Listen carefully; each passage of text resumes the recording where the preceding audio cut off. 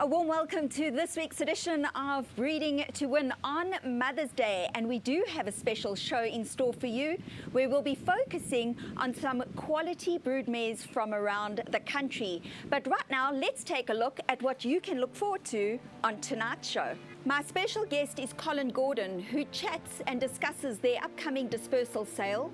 Fee also visits Drakenstein, Klaverflame, Mutonshoek, Ascot, Aventier, Himmel and Ada to showcase their broodmares.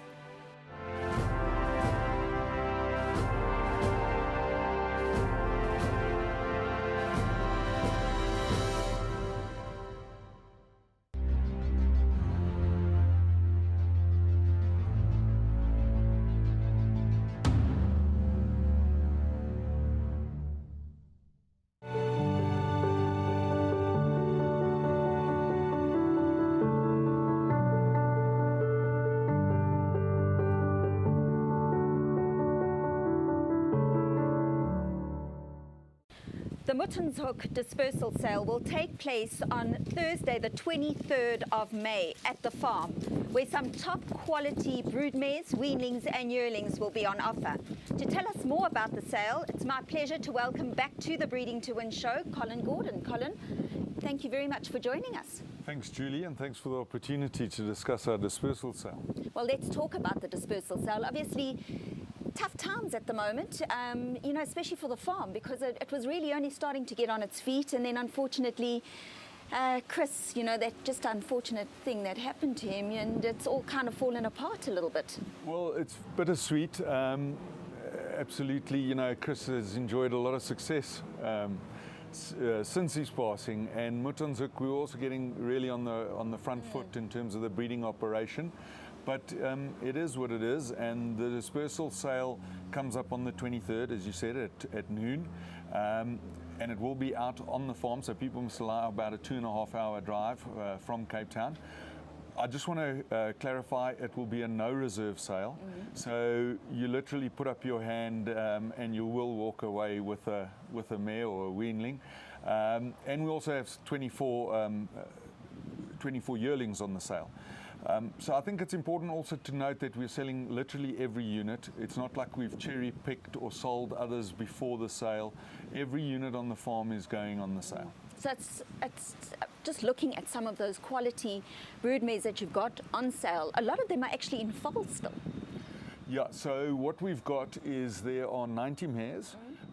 And you'll see from the catalogues, the detailed BSA catalogues that are available both in book form and online, that you will see their status in terms of whether they're scanned in foal and the likes of that. You'll see their breeding records in there. There's grade 1 winners. There is a horse that's produced a grade 1 winner in the form of Secret Risk. And then we've got the weanlings, 60 odd weanlings. Quite excited about those because amongst them are 39 by the United States. Which we are terribly excited about, and if I can brag for a moment, his full sister Mosa won the Group 1 Crypco Champion, the mile in the UK last week, so that comes at great news following on the success of her sister. It's just a fantastic family, but there's Dynasty represented, there's Silvano, Trippy, Gimme the Green Light, Flower Alley, Soft Falling Rains, they're all represented. So in some form or the other, there should be a horse or a mare or a weanling for everyone. Just looking at the farm as a whole, obviously this is pretty much where they're selling now all their stock, Cole. Yeah, this is, there's been some sad moments throughout as we've sold Chris's racing stock, and we had our last national yearling sale, and obviously this now is the AVF, the last sale. So those are sad moments, and as I said, we really felt like we were heading in the right direction, but we've got to do what we've got to do, and so this will be a great opportunity, I think, for pinhookers. People who are at the National Yearling Sale, you could see it was a buyer's market, but there is a shortage of supply coming if you look at the breeders who have exited the market. If you look at how close we are to those import-export protocols opening up for us, this could be a fantastic time to buy. So pinhookers, clubs, any shroodies, we had shroodies at the National Yearling Sale like Oscar Folks and the likes, looking at the horses that they could turn a profit on, and I would think that there are going to be many opportunities in this catalogue for them too. Top quality horses on the catalogue, because I was going through it, and not just the brood mares, and we touched on those brood mares that could be in foal, but as you mentioned, the yearlings and even the weanlings. I mean, you look at some of the stallions that you've put them to. I mean, it's a fantastic catalogue. It is, and I think the big difference to note over here is the fact that it's not a reduction sale. It's not where you're throwing out a few of your mares or culling your numbers and keeping the best. We are literally selling every horse, and that's a big difference. And then, as I say, a no reserve, so there's no games being played. You put up your hand and you keep it up longer than the next person, you're going to buy yourself a mare. Just to quickly touch on Benny, because obviously he's been a very crucial part of Motonshoek. What's the future for Benny? Okay, so Benny and Chris obviously were partners in that business, and Benny, but there are many distinguishable parts, including the land that they hold. So the plan, as we stand, and if you discuss it with Benny as well, it does change by the half hour depending on moods and circumstance. But Benny wishes to continue as a boarding farm because he's got a large tract of land there that is very suitable to it. So he definitely wants to continue as a boarding farm. Being a vet, he's obviously ideally positioned to do that. So you get a all-in-one service, a one-stop shop over there. We're in range of the wonderful Wilgeborst drift stallions. We are not that far on our roads, not as bad as is rumoured. So it is a great venue to keep your mares at. And I think if you've been there once, and we hope to see all of you at that sale, you'll agree it's a great venue to keep your horses at. So as it stands now, that's what Benny's planning to do in the future. And the stallions that are currently standing at Motonshoek, what's the plan for them? So obviously, you know, Mumbo went to Clifton last year. Admiral Kitten is in the Karoo and being supported there. The two stallions that remain is Marchfield, whose support has waned off, and then the United States, which I mentioned, we're incredibly excited about, and so he saw 120 mares last year. All the stallions are owned by shareholders, so they are subject to shareholder agreements. So we'll be sitting around with our fellow shareholders in each of these scenarios and planning their future because we are just one of the shareholders. How many are you going to be buying at the sale, Cole? Well, you know, we never bid on our own horses. We never want to be seen to be running up any of our buyers. But at the National Yearling Sale, as the last one came through, I thought, no, they can't be stealing it for that. And I put my hand up and took one home. And definitely, I've certainly marked what I thought the value was in the book. And you got a bargain. I'll be looking to try and go home with a mare or two. And the future for you? Well, we got to have a look at what we'll be doing. I've promised the trustees and the family that I would wrap this up, and I'm staying true to that. And once we've got that, you know, where I feel like I'm on top of it, and it's time to go, then we'll certainly look elsewhere. Thank you very much for your time, Colin. We wish you all the best for the sale, and no doubt, I'm sure you'll be putting your hand up for one or two. Thanks, Jules. Thanks very much to Colin Gordon.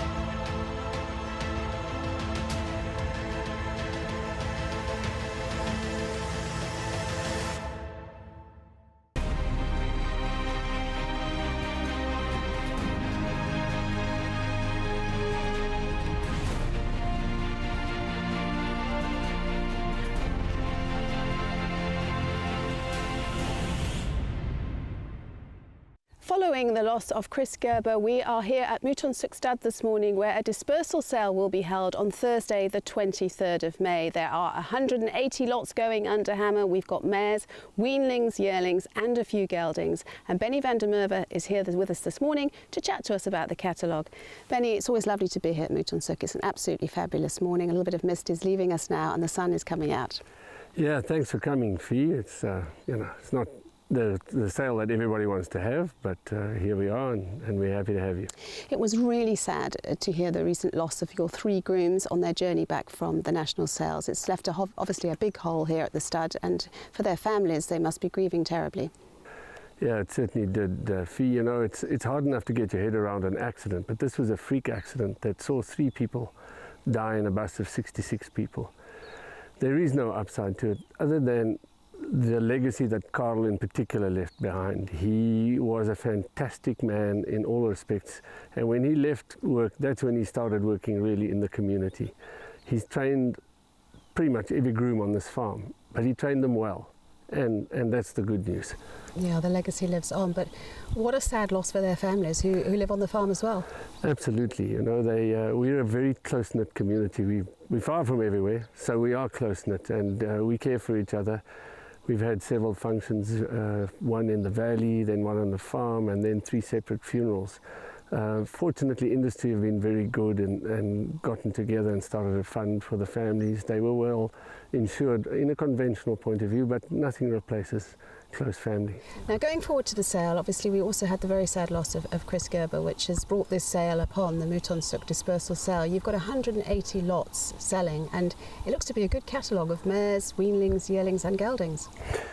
Yeah, it takes a while to get together a decent broodmare band on any farm. It's easy to acquire mares, so you just put your hand up and get some. But starting from a standing start as we did, you kind of fluke your way into some families. Some of your more established studs like Chivoli or Ascot or Maurits Fontaine don't even remember how they got to their first blue hens that basically brought them forward. Now and again you get a fantastic mare like Chivoli might have gotten Mystic Spring, but we started acquiring and getting into the families that we wanted to, both locally and internationally. So yes, cracking broodmare band, dams of Group 1 winners and Group winners and stakes winners, and then also lots of bull black type mares. And then obviously their progeny by exciting stallions like the United States, Admiral Kitten, and then the obvious go-to guys, the Dynasties, the Silvanos, the Gimmies. These are the ones that sort of the most questions have come for, and also the most sneaky questions. Can't we buy them before the sale? No, absolutely not, because the whole point of such a sale is that because it's a dispersal sale, people have the confidence that they're not bidding against reserves or somebody else. The horses are for sale. There's no net on the other side of them. They can come and they can buy, and that's important for everybody to know. We are sitting on Chris Gerber's part of the property. What happens now going forward? I believe it is for sale. Yes, it certainly is. It's a going concern in terms of the production of the Lucerne and the Teff and some top end wine. It's got 50-year-old Chenin Bush vines, which is quite the flavour of the month in terms of that, and so it has lots of potential on top of its imminent suitability as a stud farm. And obviously you're closely attached to the farm, and you've got the property joined to it, and you will just carry on running the show until someone comes along. Yeah, so my side of my property with its infrastructure can certainly run a boarding operation, which is what I intend to do, but I would certainly assist the trustees of Chris's side in running this farm until a suitable purchaser would show. As far as stallions go, you've got the United States standing here in Marchfield. Will it be business as usual as far as they go once the dispersal sale's gone through? Well, we are obviously bound by the various syndicate agreements. We've got Mambo in Seattle at Clifton at the moment, and we've got Admiral Kitten with David Southey at Southford. They are guaranteed to stay there for the 2019 season. According to the agreements as they are then set to return afterwards. But I don't see any obvious reason why one would change any of that, especially with the United States having gone through that traumatic injury of his, and we finally got him settled and he's happy and so on. So I would not think that there would be any changes. And of course we've got a great update. The United States had a wonderful winner last weekend. Yeah, that was, we had a very sad function here on the farm for close associates and for the staff on the farm on Sunday, and And as much as one tries to have a little bit of an Irish wake, which we gave our best shot, the mood in the camp wasn't grand until about 4:30 in the afternoon when Hermosa went and won. And it brought a big smile to my face because I saw Christy Grasick at the ITBF meeting in October last year, and I bemoaned the fact that she'd run second in 3 Group 1s and that I wanted the pedigree update. And he said to me, "Oh, Benny, don't worry, she'll get the job done." And she did. The very first classic of the season, bang, Group 1, significant pattern race. So we're thrilled. And so fitting when you were having your farewell to your grooms on that day as well. Absolutely, it was brought big smiles and cheering. Yeah, but as I said, he's doing well, isn't he, in the United States, and he's over his injury and looks to be going places and got plenty of bookings. Absolutely, he covered a very stellar book last year. He's a magnificent specimen. I've not had anybody on the farm to come and look at him that doesn't go back wild, and the mares he got shows that. And it's a pedigree on the update, and it basically ties in with what I've heard about him, that he was a very, very smart 2-year-old, but then he was a bit shinny. So he wasn't a flash in the pan because both his full sisters were very smart Group 1 2-year-olds and then got the business done as 3-year-olds. Seems to be following the same pattern. I'm thrilled that people are going to get to see some United States babies. It'll give them a clue as to why we're so excited about him. And the other thing that I'm thrilled about is the Admiral kittens that people are going to get to see, because you can't get away from it. Kitten's Joy, for the second time, was champion general sire in the US. That doesn't happen every day. And the champion racehorse of all of Europe is a Kitten's Joy.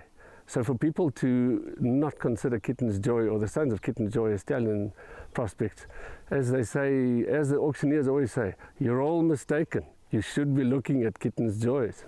Yeah, absolutely. And of course, it's come at quite a good time, this sale, because if you missed the boat at any of the sales we've had this year so far, you've got another chance.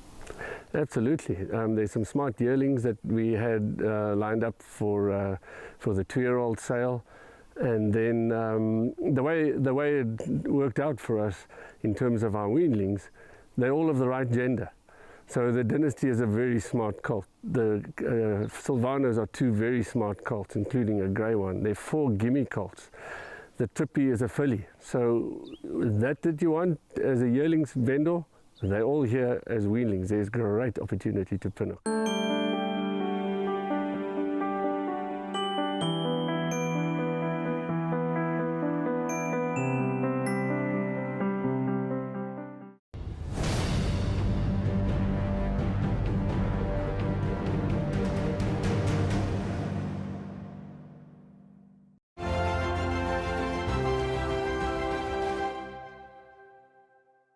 Researchers have found that the maternal line of racehorses play an important role in their athletic performance. Fee Ramsden was busy this past week catching up with some breeders to talk about their top broodmares.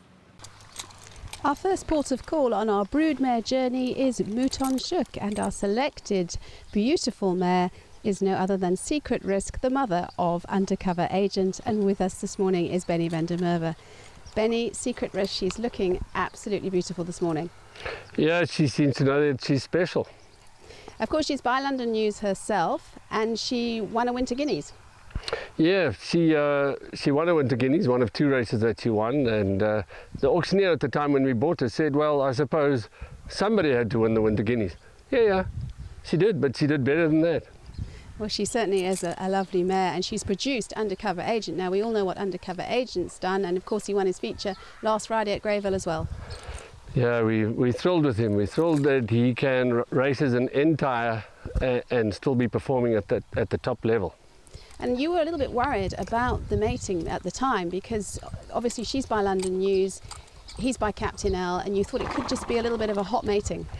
Yeah, it is a hot mate. It's part of Chris's program that we had for Mouton, where we mate on the X Trail. And often what is recommended, you could be going close to the line, but luckily both Undercover Agent and his full sister Riskall, who's on the sale, have great temperaments. And Secret Risk is on the sale as well, which is a shame for the stud, but beautiful mare. Yeah, she's on the sale. She seems to know that. She's in foal to the United States, which is really exciting. Very exciting indeed. That should be a great mating and something to look forward to. Absolutely. And temperament-wise, is she an easy mare to deal with? She's easy enough to do what you have to do. I wouldn't call her a sweetheart, but she's certainly very manageable in a stud situation. Well, obviously, these brood mares are going on our Mother's Day special, and we often actually don't give the mares enough credit. It's all down to the stallion that everyone talks about. But without these wonderful mares, we couldn't do it. Well, the very mating system that we have gives the bulk of the credit to the female. It's an X-trail based mating system where the excellence is carried on the X chromosome, hence the X-trail. So the great Captain L did his bit, no question, but she did her bit too. Well, it's lovely to have Secret Risk on our Mother's Day special. Thank you very much, Benny, for showing her off. She does look in absolutely fantastic condition. It's great to be out here at Mutonshoek. We've taken a look at Secret Risk and a few other brood mares, and they are all looking absolutely fantastic out here at Mutonshoek and joining us in our Mother's Day special.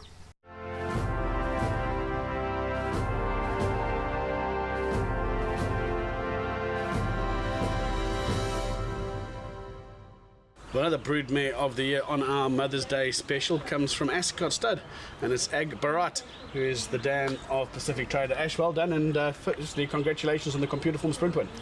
Yeah, Grant, it was very exciting. He's obviously a very fast horse. Brett's always thought a lot of him. He didn't do well in Natal, came back and ran some very good races in the Cape, including fourth in the Cape Flying.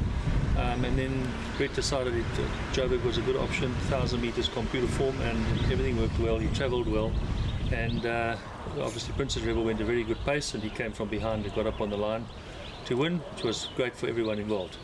Tell us a little bit about the mare and how you acquired it.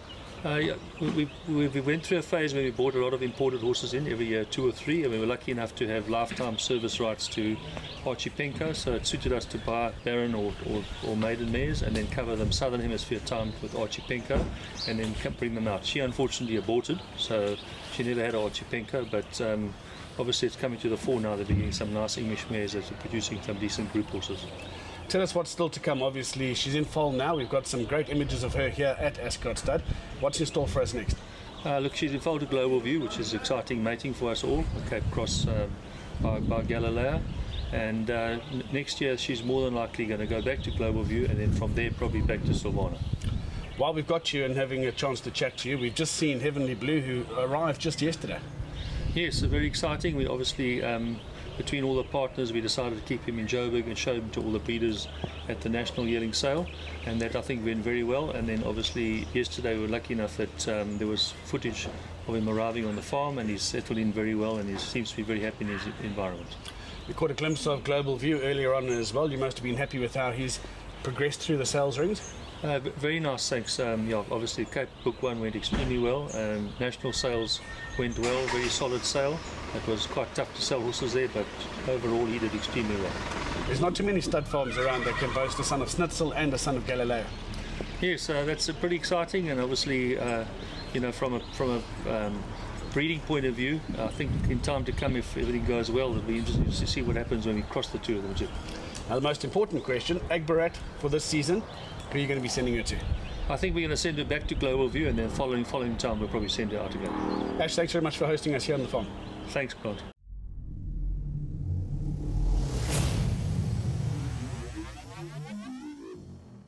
Well, how lovely to be here at Avontier with our oldest mother on the show, and that is Manelli. And with me is Pippa to chat about Manelli. Manelli, she's beautiful, isn't she? And she's 21. 21 this August, Fee, a wonderful matriarch of the farm. She's done fabulously well. I mean, she had Valderra, who was Equus champion sprinter. She's had Tevez. She's had Cue the Music. A whole bunch of really, really decent horses have come out of her. Yeah, listen, interesting story. When Christopher Peach had a reduced sale in Zimbabwe many years ago, so late Tony Tabor and I earmarked a couple of mares, of which Lupin was one, her mum. And we had her first fall, I think, was Diplomat, and then the champion side that stage was Eliodor. So off Lupin went to Eliodor, and we prayed for a filly, and out popped Manelli. And we put her in training with Dave Ferrara. She was favoured for the fillies Guineas in Cape Town and broke down, and she's never let us down since then. She's literally, I don't think she's ever not been pregnant. We've had a few oopses on the way, but she's always conceived and always in charge of the situation. As she is now, absolutely full of beans. But as we've said, her progeny have been fantastic. Yeah, listen, I think she's been a great broodmare and made us a lot of money. She deserves her retirement here. So she's got her last foal at foot now in Oratorio, full brother to cue the music, who is called Ovation. So we'll end with an ovation.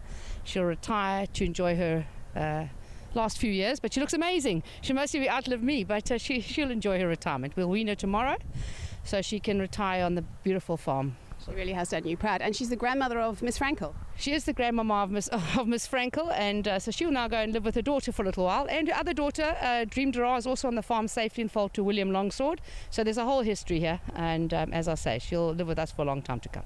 Lovely mares on Aventure. I mean, that's been the backbone of this farm, is buying and keeping and racing those top brood mares. Getting harder and harder now because that pool is small and everybody's chasing the same few.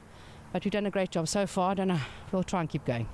Always smashing to be here at Aventure, and we're here for our Mother's Day special. It's lovely to see all these girls out enjoying the sunshine this morning. As Pippa said, the restaurant's full. It's going to be a very festive Mother's Day.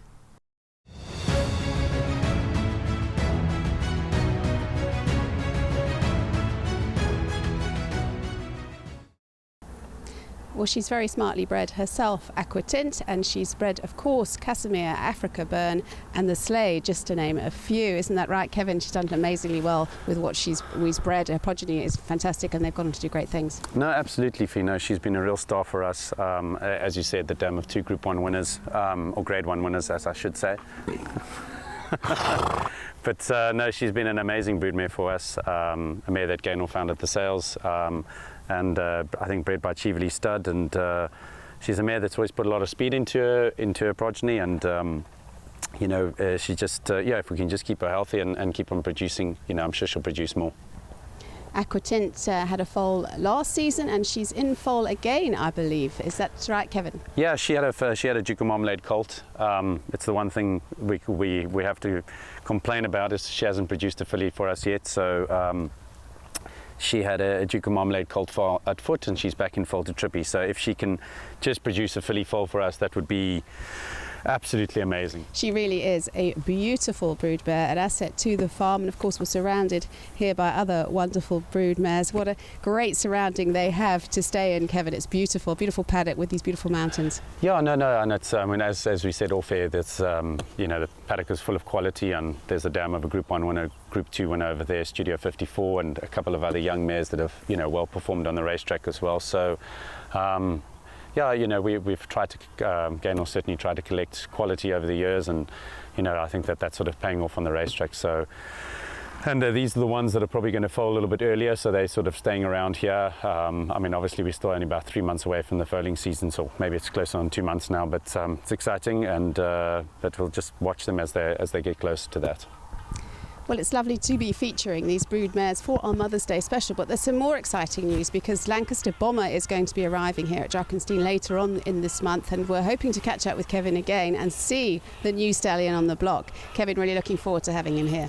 Yeah, no, absolutely, Fino. We are very, very excited. You know, he was a Group 1 winner by Warfront, and you know, I think he'll add a hell of a lot to the South African racing scene and the sire ranks in South Africa, and we can't wait to see him land on the, you know, here at the farm, and we can show him off to breeders. I think everybody will be blown away by him, and he arrives at the end of the month, so we're very, very excited about that, and you know, we will put a collection of outstanding mares to visit him. I mean, from a Drakens perspective, he'll probably cover the best book of mares that Drakenstein's ever put together for a first season sire. We're certainly going to give him a full go, and he's very well syndicated, and spoken to a couple of the other breeders, and they're going to give him a full go as well. So he's going to cover a phenomenal book of mares, I think, in his first season. And you know, I think, you know, Gaynor has plans for this mare as well, to potentially visit him as well. So we're very, very excited by him. Well, thank you very much, Kevin, for chatting to us this morning. I look forward to catching up with you later in the month for the Lancaster Bomber. Okay.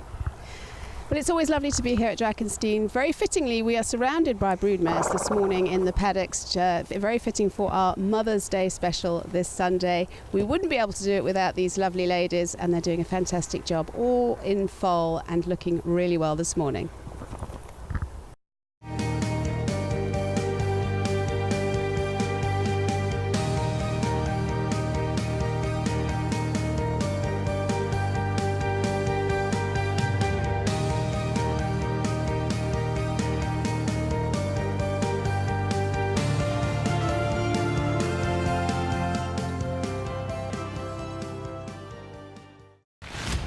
Granada's beautiful stud farm, situated just outside of Hermanus, has produced some good stock and is currently standing new stallion Horizon, a very exciting prospect indeed. David Hepburn Brown has chosen Cast a Spell as his broodmare for our Mother's Day special.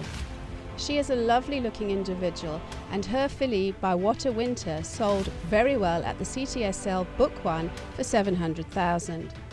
Cast a Spell was born in 2002 and is by Rambo Dancer, the son of the great Northern Dancer. She is presently in foal to What a Winter and looking in superb condition. Her daughter Little Jeannie sold her first foal by Gimme the Green Light for $550,000. It's a consistent winning family with lots of black type, and David feels it's just a matter of time before she produces a big one. Claverflay will always hold a special place in my heart. It was one of the first farms I visited on my arrival in South Africa, and have watched it flourish into this highly successful establishment it is today. Pagan Princess is John Costa's selected brood mare for our Mother's Day special, and John shared a few lovely words about this successful mother. Pagan Princess is a big, roomy Fort Wood mare with loads of quality. She knows she is special, she chooses one best friend and sticks to that friend loyally. It happens to be consensual.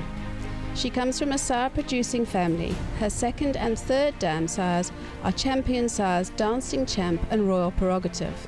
Her first 4 foals are all winners, 2 of them Grade 1 winners, including a son at stud. Her influence has been immense thus far and could be profound should William Longsword follow in his uncle and father's footsteps. She has an aura about her and is highly respected and much loved on this farm.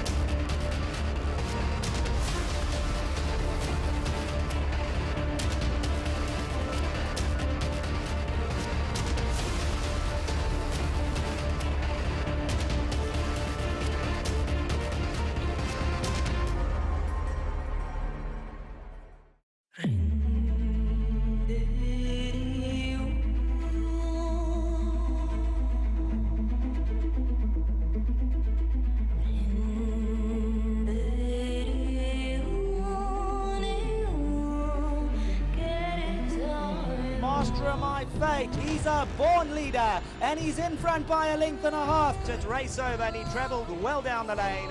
Master of My Fate, easy. Too good. Master of My Fate stays on from Awesome Power, and Master of My Fate from Hill 54 and Pond Familiars, and Master of My Fate, too good. He's got the looks, he's got the pedigree, and he's banking the money out here. Master of My Fate, easy stuff by just over 3.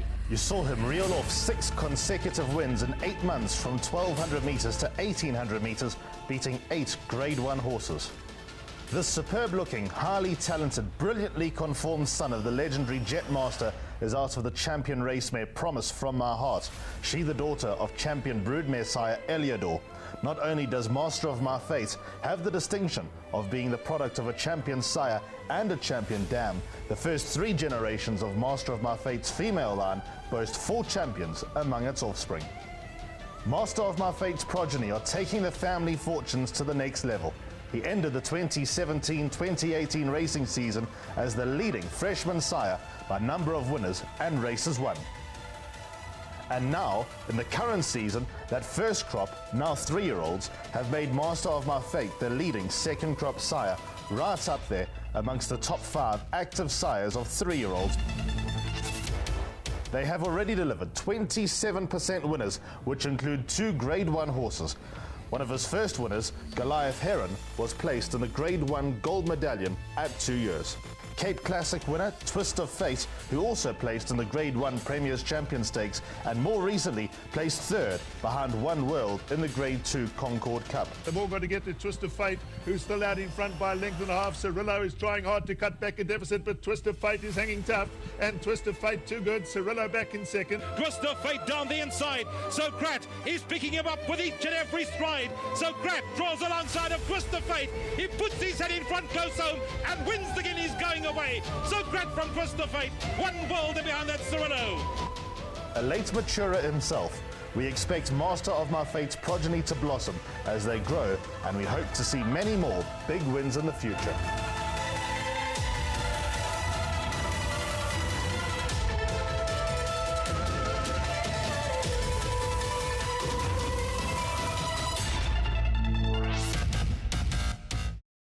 Well, it's great to see how important the females actually are in this industry. On that note, on behalf of the team, we'd like to wish all the moms out there a happy Mother's Day. From myself, Julie Alexander, and the rest of the Breeding to Win team, until next week, good night.